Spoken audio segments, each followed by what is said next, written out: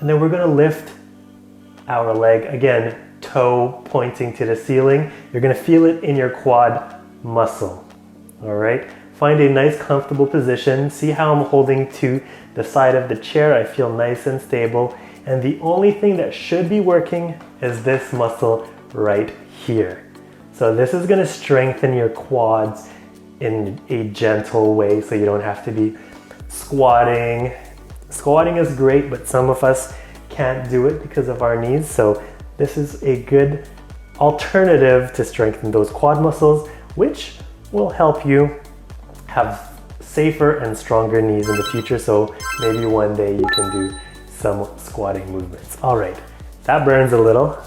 Let's do the other leg, strengthen it. You can have a slight bend. It doesn't have to be completely straight. And then we're just going to lift, toes pointing up to the ceiling. All right, let's go, lift.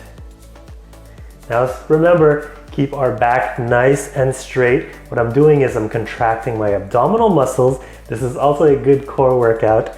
And by contracting my abdominal muscles, I'm not putting any pressure on my back. And obviously my arms are right here holding me up. And I'm letting my quad do all the work.